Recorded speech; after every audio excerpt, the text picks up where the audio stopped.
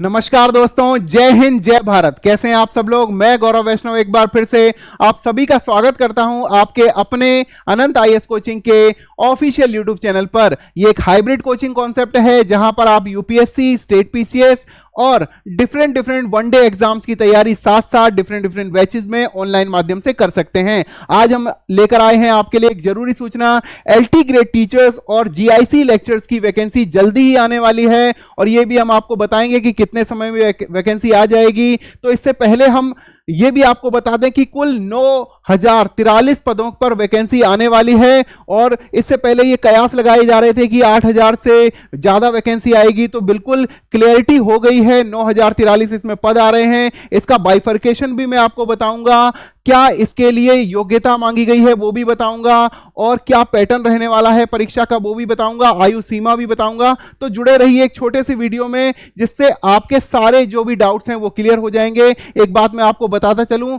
कि इससे पहले ही लोक सेवा आयोग ने इसके लिए आरक्षित डेट्स डिसाइड कर दी हैं। कौन कौन सी तारीख में ये एग्जाम लिया जा सकता है वो आरक्षित डेट पहले से ही तारीखें डिसाइड की गई हैं। तो चलिए जल्दी से हम देखते हैं कि इस बारे में अभी तक क्या प्रक्रिया अपनाई गई है। इससे पहले मैंने आपको यह बताया था कि ई अध्याचन में देरी की वजह से ही ये जो भर्ती है ये फंस गई थी।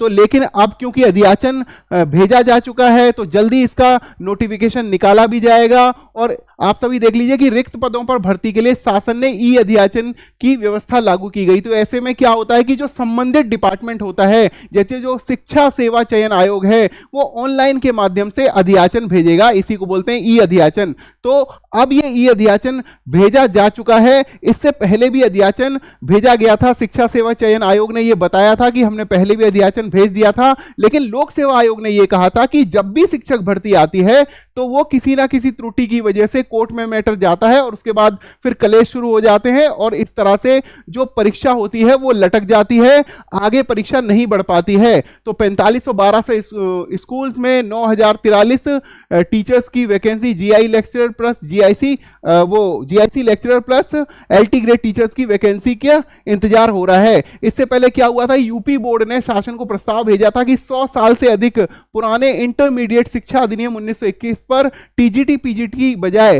राजकीय स्कूलों में एलटी ग्रेड और प्रवक्ता नियमावली में चयन किया जाए, इसका संशोधन किया जाए। तो नियमावली में संशोधन के लिए भेजा गया था। अब संशोधन क्या करना था वो भी मैं आपको बता देता हूं कि जब पिछली बार अध्याचन भेजा गया था उसमें लिखा गया था बीएड और समकक्ष अर्हता।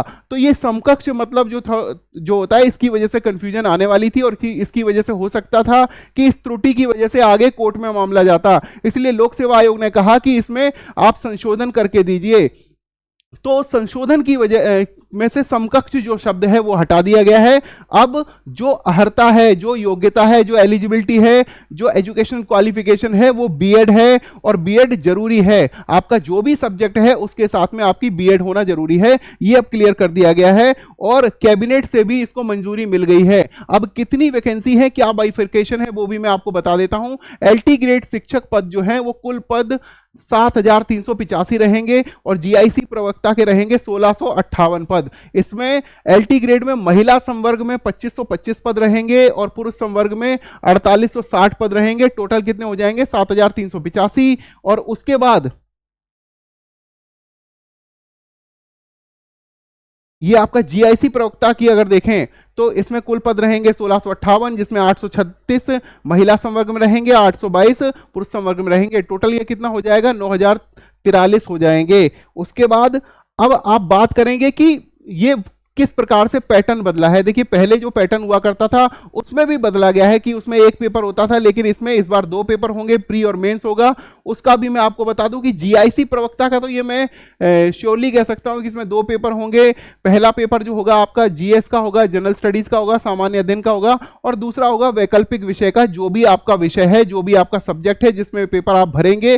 पहला जो होगा वो 40 नंबर का होगा और दूसरा होगा 80 प्रश्नों का होगा। टोटल इसके जो अंक होंगे वो 300 अंक होंगे। अब इसमें 40 प्रश्न हो गए, इसमें 80 प्रश्न हो गए, टोटल 120 हो गए और 300 अंक का है, यानी कि एक एक ढाई नंबर का होगा और ये ऑब्जेक्टिव टाइप का होगा। इसमें लिखा हुआ है कि ऑब्जेक्टिव टाइप का होगा, वस्तुनिष्ठ तरीके का होगा। कौन सा? आपका प्रारंभिक परीक्षा। और इसका टाइम कितना होगा? 2 घंटा होगा। ये आपका प्रारंभिक परीक्षा का पैटर्न होगा। और उसका के बाद मेंस की बात करें, अगर मुख्य परीक्षा में होगा तो सामान्य हिंदी एवं निबंध, ये आपका पहला पेपर होगा। पेपर 1 में आपके कुल 100 अंक होंगे, 2 घंटे का एग्जाम दिया जाएगा। और वैकल्पिक विषय जो आपका पदानुसार होगा, जिस भी सब्जेक्ट में आप इसको भरते हैं, जिस भी डिसिप्लिन में आप भरते हैं इसको, उसके बाद कुल 300 अंक का होगा और 3 घंटे का एग्जाम होगा। उसके बाद मैं आपको बता रहा हूं कि आरक्षित जो डेटे हैं, जिस तरह से मान लीजिए कि आज 7 तारीख के 8 तारीख के बाद ये अध्याचन भेजा गया था, मतलब सोमवार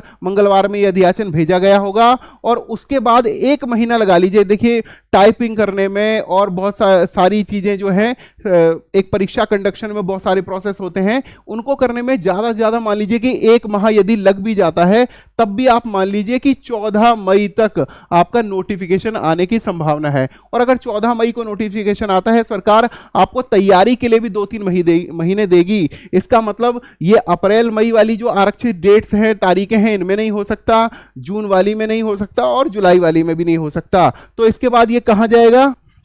ये जो आरक्षित जो डेट्स हैं नवंबर में, 2 नवंबर, 6 नवंबर और 9 नवंबर, ये परीक्षा जाएगी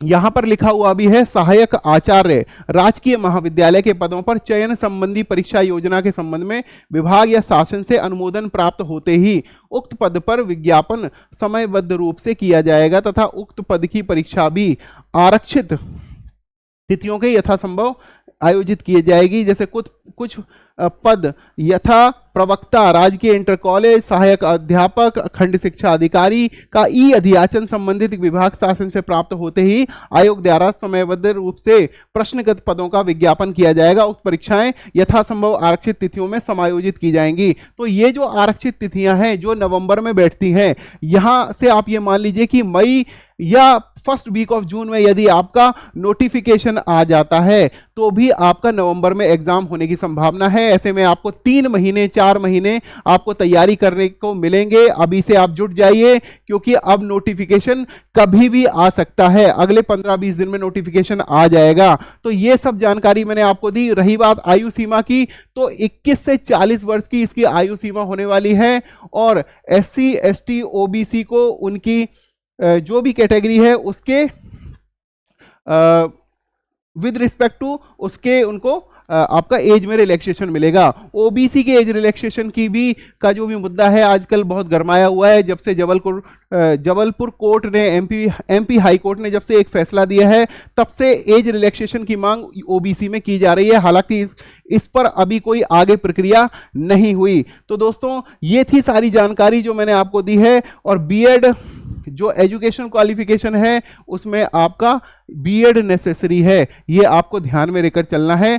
समकक्ष वाला जो मुद्दा था अब उस पर पूरी क्लैरिटी हो गई है, मतलब आपको बीएड जरूरी है। तो बच्चों ये थी वो इंफॉर्मेशन जो बहुत सारे बच्चे ये डिमांड कर रहे थे कि सर एलटी ग्रेड टीचर की परीक्षा कब होगी, कृपया बताएं। तो बच्चों आप सभी को अभी से लग जाना है तैयारी में, क्योंकि अब आपके पास बहुत ज्यादा समय नहीं बचा है। जिस बच्चे ने बिल्कुल भी अभी तक किसी कारण की वजह से पढ़ाई नहीं की थी, अगले 3-4 महीने यदि वो पूरी लगन के साथ मेहनत के साथ पढ़ेगा तो उसका निश्चित रूप से सिलेक्शन होगा। एक बात मैं आपको जरूरी जो बताना भूल गया हूं वो भी मैं आपको बताऊंगा कि बच्चों ये जो आपका सामान्य हिंदी और निबंध वाला एग्जाम है इसकी तैयारी हम आपको कराएंगे। वैकल्पिक विषय की तैयारी आपको स्वयं करनी होगी और ये सामान्य अध्ययन की तैयारी जो आपका प्री परीक्षा में होगी ये भी हम आपको कराएंगे। आपका जो वैकल्पिक विषय है जो आपके पदानुसार है उसकी तैयारी डिफरेंट सभी बच्चों की अलग अलग होगी, लेकिन ये कॉमन तैयारी होगी और कॉमन तैयारी हम आपको बैच के माध्यम से कराएंगे। तो बच्चों तब तक के लिए आप सभी से विदा लेता हूं। जय हिंद, जय भारत।